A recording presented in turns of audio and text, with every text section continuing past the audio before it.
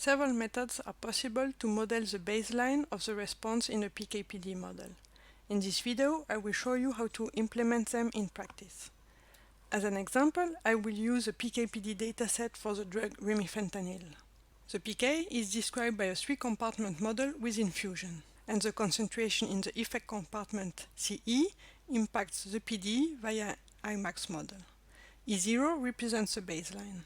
3 methods can be used to model E0. The first method is to estimate the typical value and the variability of the baseline as for usual parameter. The second method is to fix the baseline to the observed value from the dataset.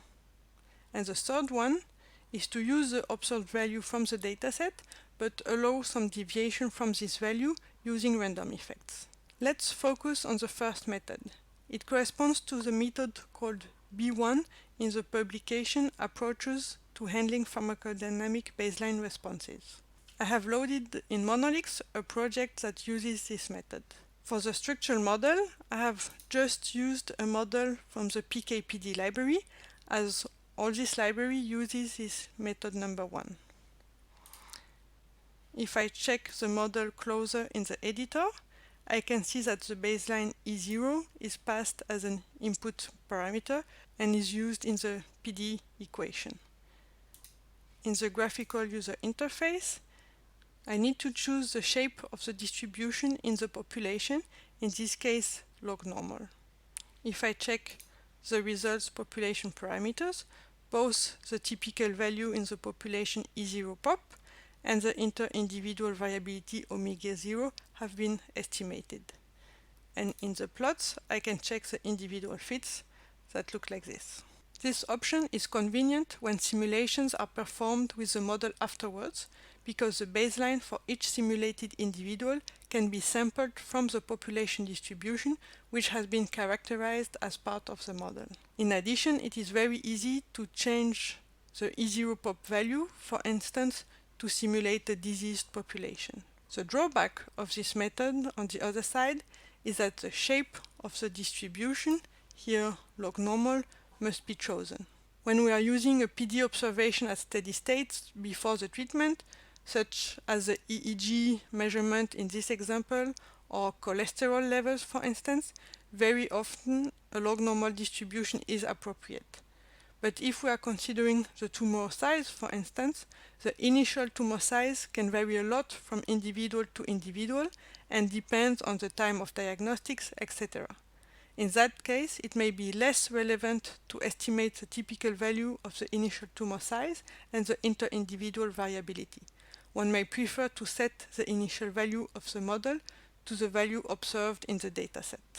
This corresponds to the second method, where E0 is fixed to the observed baseline value. I have now loaded a second project where I have implemented method 2. First, from the dataset point of view, we need an additional column which records the initial PD value at time 0 for each individual. This column is tagged as a regressor in order to be available in the structural model.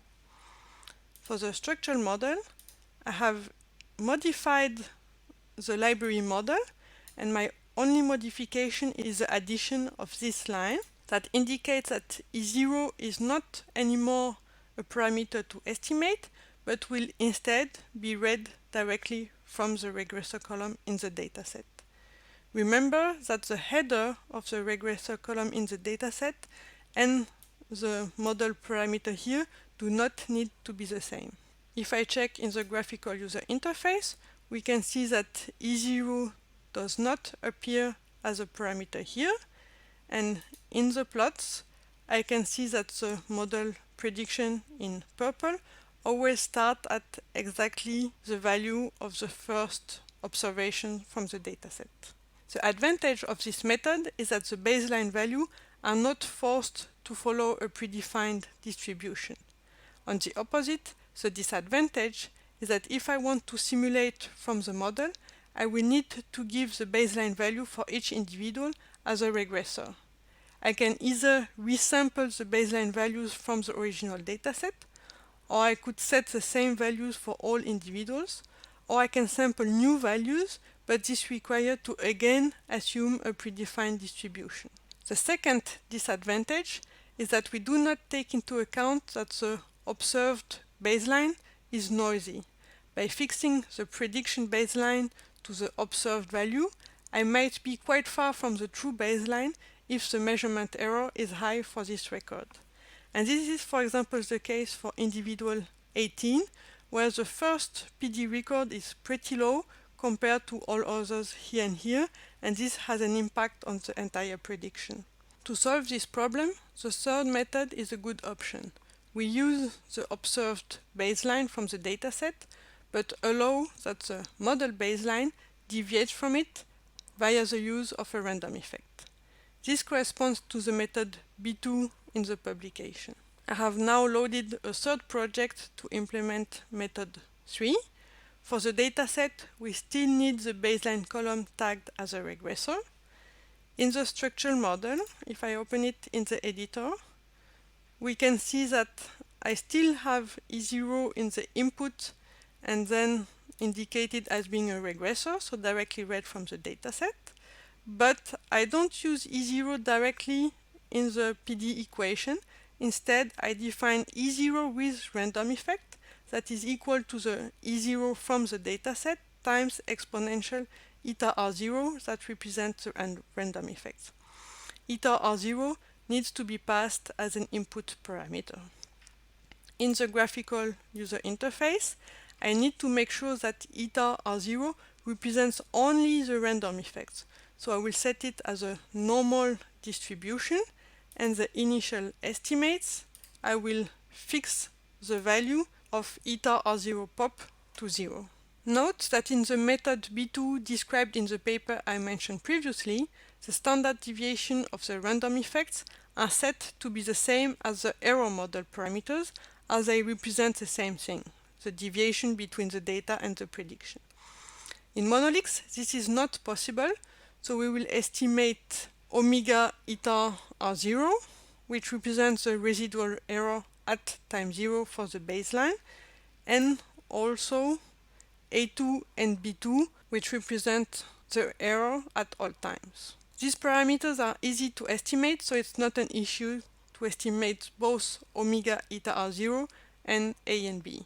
In the individual fits, I can see that the initial value for the prediction can now deviate from the first observed PD record.